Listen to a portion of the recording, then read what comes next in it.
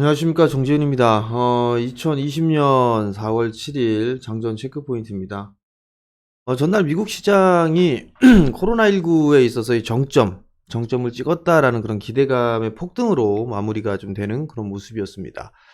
다우지수가 7.73% 상승으로 마무리가 됐고요. S&P 500 지수는 7.03%, 나스닥은 7.33%, 필라델피아 반도체 지수는 10.38% 상승으로 좀 마무리가 됐습니다. 미국 내에서 이 확진자 수가 상당히 계속적으로 좀 늘어나는 그런 모습들을 좀 보였었어요. 근데 이제 뉴욕에서 확진자와 사망자가 처음으로 좀 감소했다라는 소식이 좀 전해지면서 급등 마감을 했습니다. 보건복지부 차관보 같은 경우는 뉴욕과 뉴저지 등에서 이번 주에 입원자와 사망자가 정점에 달할 것으로 좀 전망을 하고 있습니다. 그렇기 때문에 이 안도의 한숨을 올리면서 상승을 한 게 아닌가라고 좀 판단이 됩니다. 앤드루 쿠오모 뉴욕 주지사 같은 경우는 1일 사망자 증가 곡선이 평탄해지는 그런 조짐을 보인다. 정점에 근접할 수 있다라고 언급을 좀 했습니다. 일단 불안에 떨었던 그런 부분들이 어느 정도 좀 완화되는 그런 모습들을 좀 보여주고 있고요. 미국의 일부 국가에서는 봉쇄 정책을 서서히 좀 완화하려는 그런 움직임이 좀 보여지고 있습니다. 그만큼 경제 활동을 좀 시작한다라는 얘기는 코로나의 부분들에 있어서 안 좋았던 그런 부분들 다시 이제 회복 단계에 접어들지 않나라고 좀 판단이 되는데요.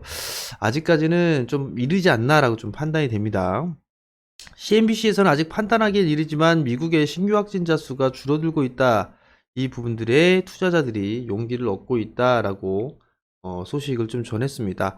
골드만삭스 같은 경우는 확실하게 말하기는 이르다면서도 코로나19 뉴스에 따른 시장 충격이 정점을 지났을 수도 있다라는 그런 진단이 나와 있는데요. 아직까지는 이게 정점을 좀 지났다라고 하더라도 원론적으로 해결되어 있는 그런 부분들이 아니에요. 그렇기 때문에 이 부분들은 꼭 기억을 하고 계셔야 되지 않을까라고 좀 판단이 됩니다. 코로나 이슈와 더불어서도 문제가 됐던 부분들이 원유였었죠. 사우디와 러시아 그리고 미국 주요 산유국이 하루에 1천만 배럴 수준의 공동 감산의 논의를 할 예정입니다. 근데 러시아 같은 경우는 사우디와의 합의가 거의 뭐 가까워졌다 뭐 이런 얘기를 하고 있어요. 다만 이제 미국의 감산 동참 여부 이 부분들이 좀 남아있는 그런 사항들인데요. 트럼프 대통령이 트위터에서 미국의 감사는 없다라는 그런 표현을 좀 했었단 말이에요. 그렇기 때문에 이 향후 협상에 대한 불확실성은 여전히 좀 존재하는 그런 상황이 아닌가라고 좀 판단이 됩니다. 이번 주 목요일 날이죠. 9일 날 진행이 되니까 이 부분들은 좀 체크를 해봐야 되지 않을까라고 좀 판단이 됩니다. 대부분의 종목군들이 좀 상승으로 마무리가 됐습니다. 페이스북이 7%대 급등을 했고요. 마이크로소프트가 7%대, 구글도 많이 큰 폭으로 상승을 했고요. 애플도 8.7%. 대부분의 종목군, 업종군들이 상승으로 좀 마무리가 좀 되는 그런 모습들을 좀 보였었고요. 기술주와 금융주 섹터의 초강세 이 부분들이 일단 한국 시장에도 영향을 미치지 않을까라고 좀 판단이 됩니다. 미국 달러 지수 같은 경우는 100선을 좀 다시 넘어가는 그런 모습들을 좀 보였어요. 100선 이하권역으로 좀 떨어지는 부분들이 좀 좋을 것 같은데 환율에는 좀 부정적인 영향을 좀 보일 수 있다. 아직까지는 좀 안정되어 있는 그런 모습들 보이고 있지만 100 이하권역으로 떨어지는 게 훨씬 더 좋지 않나라고 좀 판단이 됩니다.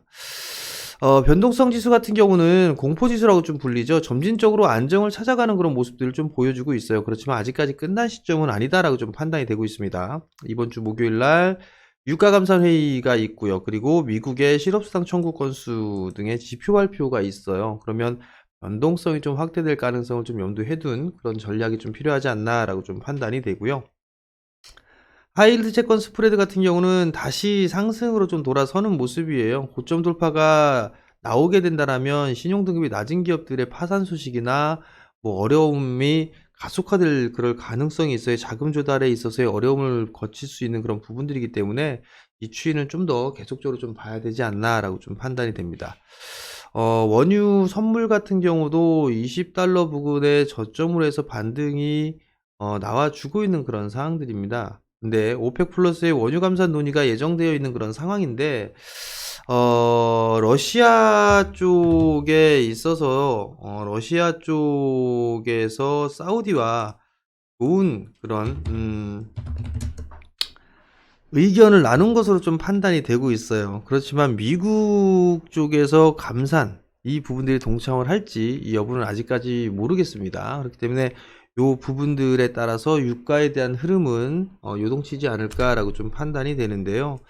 20달러 선을 뭐 쉽게 깨거나 그런 부분들은 아니지 않나라고 좀 판단이 되고요. 길게 봤을 때는 유가는 다시 반등 시도가 좀 나와주지 않을까라고 좀 판단이 되니까 그 부분들을 좀 기억을 하셨으면 좋겠습니다. 한국의 야간 선물을 보기 전에 미국 시장 좀 잠깐 좀 보죠. 미국 시장을 좀 보게 되면 전고점 자리대를 넘어섰어요. 이제 21선이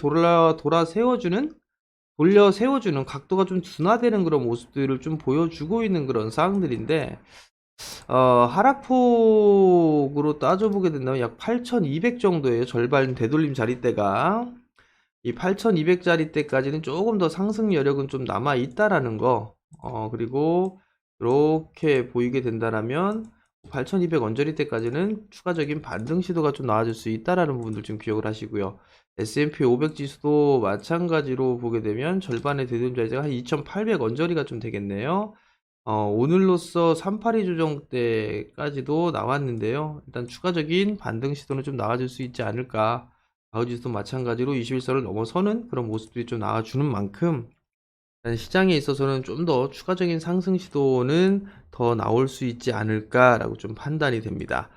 야간 선물 시장은 1.27% 상승으로 마무리가 됐습니다. 기관 매수세의 상승으로 좀 마무리가 됐고요. 전날 기관 쪽에 대량 매수가 유입이 됐었어요. 그러면서 거래소 시장이 급등으로 좀 마무리가 되는 그런 모습이었었고요. 코스닥 시장도 마찬가지로 급등을 했어요. 거래소 시장이 3.85% 상승으로 좀 마무리가 됐고요. 코스닥 시장도 마찬가지로 4.2% 급등으로 마무리가 되는 그런 모습들을 좀 보였습니다. 어제에 따른 어제의 상승은 미국 시장이 상승할 것이다. 이 부분들에 있어서 선반영이 되어 있는데 미국 쪽 시장에 있어서 추가적으로 더 좋은 그런 모습들이 나타났기 때문에 한국 시장도 갭상승 출발을 하지 않을까라고 좀 판단이 됩니다. 어찌됐든 간에 수급의 개선 부분들은 좀 긍정적인 그런 부분들인데요. 어제 상승했던 주 요인이 증시 안정자금의 일부가 투입되었다는 소식에 좀 강한 흐름들이 좀 나왔었어요. 근데 이제 오늘 추가적으로 상승이 나오게 된다면 이제 지수의 부담으로 좀 작용할 가능성을 좀 염두를 해두는 그런 전략이 좀 필요하지 않나 싶어요. 지수 하락폭의 절반을 되돌리는 시점입니다. 그렇기 때문에 조정을 기다리는 그런 전략이 좀 유효하지 않나라고 좀 판단이 되는데요. 얼추 이제 다 올라왔죠. 1800선 넘어가고 뭐 하게 되면 절반의 되돌림 자리대까지 다 오는 그런 상황들이요. 다가오고 있는 그런 상황들이죠. 코스닥 시장 같은 경우도 보게 되면 절반의 되돌림 자리대는 이미 훌쩍 넘었어요. 넘은 그런 부분들이기 때문에 다시 좀 밀릴 수도 있다라는 그런 부분들에 포커스를 좀 맞추시고 추격 매수는 좀 자제하는 그런 전략이 좋지 않나라고 좀 판단이 됩니다. 오늘 삼성전자 1분기 잠정 실적 발표가 있을 거예요. 1분기 영업이익 추정치가 6조 원대 초반까지 떨어져 있는 그런 상황들인데 2월 말에 6조 6천억대에서 최근에 6조 900억대까지 하락을 했고요. 최근 들어서는 6조대를 하회하는 5조 7천억대까지 예상을 하는 증권사 리서치들이 좀 있었습니다. 그렇기 때문에 과연 6조대를 넘어서는 흐름들이 나오게 되는지 그 부분도 좀 체크를 해봐야 될 것 같고요. 만약에 6조대를 넘어서는 흐름들이 나오게 된다면 시장은 좀 더 탄력적으로 좀 받을 수 있지 않을까라고 좀 판단이 되니까 그 부분도 좀 기억을 하셨으면 좋겠습니다. 현재 시장에서의 변화된 부분들은 전혀 없는 그런 사항들이에요. 근본적으로 변하기 위해서는 치료제가 나와줘야 된다라는 거. 근데 아직까지 치료제는 나와주진 않고 있습니다. 기업의 실적은 지속적으로 어둡게 나타나고 있는 그런 상황들이고 확진자 수도 나오죠. 그렇기 때문에 치료제가 나오지 않는다면 시장은 다시 되밀릴 가능성이 있다라는 그런 부분들이기 때문에 추격 매수는 자제하는 전략, 그리고 옵션 만기일 전후로 해서 현금 비중을 일정 부분 만들어 놓는 전략이 필요할 것으로 좀 판단이 됩니다. 여기서 중요한 부분들은 장기적인 관점과 단기적인 관점을 가진 종목군들이 있을 거예요. 그 부분들을 구분을 해서 접근을 하는 전략이 좀 필요하다라는 거 꼭 기억을 하시면 좋겠고요. 오늘 뭐 수급 관심주로 보게 되면 동진 세미캠, AD 테크놀로지, 원익 IPS 뭐 이런 종목군들이 있어요. 어, 일단은 지금 대부분 IT 쪽 섹터에 있는 그런 종목군들이고 소재 쪽에 있는 그런 종목군들이에요. 오늘 IT 쪽 섹터들이 좀 강했던 그런 모습이었었어요. 미국 시장에. 그렇기 때문에 반도체 쪽에 대한 부분들, 그 다음에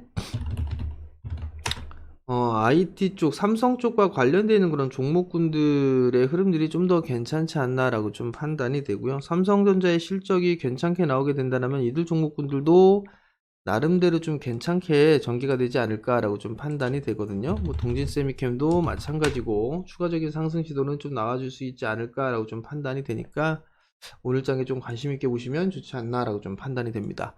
오늘도 성공 투자하시고요. 저는 내일 장전시황에 다시 찾아뵙도록 하겠습니다. 성공 투자하십시오.